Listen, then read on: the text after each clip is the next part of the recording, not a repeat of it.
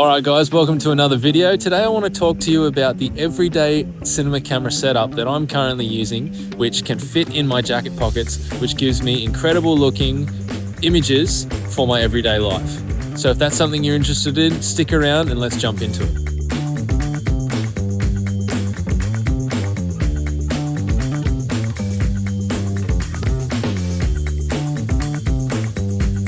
Now, for any of you that have seen or stuck around this channel for a long time, you know that the Canon EOS M is a camera that I love and that I just can't seem to part with. It's such an amazing package in terms of what you get out of it, how small it is, and yeah, just what you can use it for in terms of capturing raw video, capturing high quality content about your everyday life with a camera that overall footprint is so small.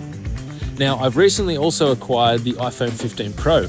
And I've made another video about the amazing capabilities of this camera in the context of trail running.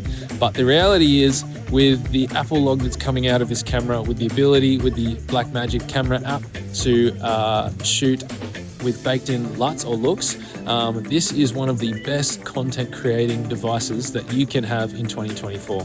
Now, I've decided to use these two cameras in a tandem in my everyday life while I'm living over here in South Korea, to just try and capture more high quality content about the things that we do, whether we're going out for hikes, we're going out to cafes, we're going out to dinner, all these different things. I wanted to have a very light and compact setup that I could fit in my jacket pockets that allows me at any moment when something pops up that's cool to capture that, to create, you know, memories and different videos that can help us remember exactly what it was like over here in South Korea. So without talking too much more about it, let's jump into the reasons why both of these cameras complete the everyday cinema camera setup. So I've actually just released a video about the Canon EOS M and a new way of single point autofocusing it, which is a really great addition to the arsenal of the Canon EOS M.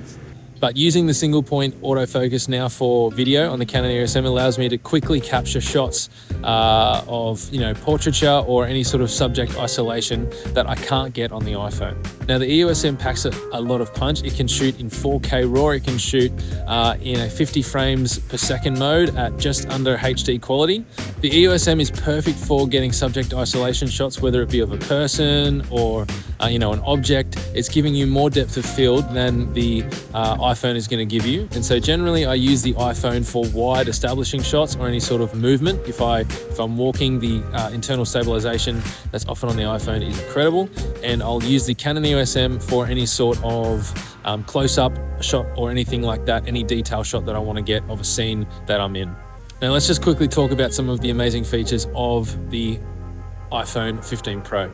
Now, for a long time I've been wanting to get the newest and greatest iPhone, but I could never justify it because the video quality that was coming out of it was still just as, you know, simply terrible as every other smartphone on the market. It was over sharpened, you know, it was locked up in these strange sort of HDR codecs, and something that is really amazing about the new Apple iPhone 15 Pro is that you can actually shoot in Apple log, and this Apple log decreases the over sharpening that they generally put into their videos.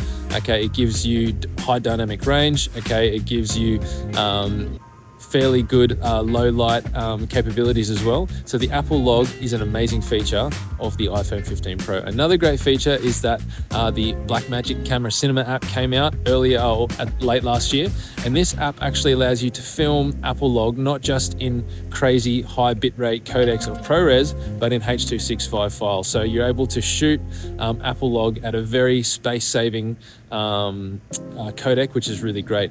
And a part of the Blackmagic camera app as well is that you can actually upload and use to monitor or to bake into your video any custom LUT that you've made. So for example, on the iPhone right now, I'm actually baking into the H.265 file the Phantom LUT, which is the LUT I use for all of my videos. It's the best RE knockoff that I can find on the internet for some of these much cheaper devices. And so the fact that I can shoot Apple log in H.265 with a baked in LUT, and I can just take it straight on my phone, post it to socials, or just take it straight into my computer and edit a video and put it on YouTube is really incredible. The iPhone internal stabilization is really crazy. I actually can't believe how gimbal-like it is. The Blackmagic camera app actually offers a few levels of stabilization as well, which can give you some really crazy gimbal-like shots. So the iPhone 15 Pro is perfect for any sort of following, any sort of gimbal type movement, any sort of extra wide shots that you want to get, any sort of vlogging shots you want to get as well. And then you've got the Canon EOS M backing it up for any sort of detail, portraiture or subject isolation shots. So I think with the combination of these two cameras, putting them in your jacket pocket, being ready for anything that's going to pop up of interest in your daily life, really does make these two cameras a great setup for the perfect everyday cinema camera. So if you have any questions about this setup or the way that I use any of these cameras, please put a comment down below. I would love you to subscribe to my channel. My channel essentially is about taking budget cameras and getting the best image quality out of them as possible. My channel is all about taking budget pieces of camera gear and getting the best image quality out of them as possible. So if that sounds like something you're interested in, stick around and we'll catch you in the next video.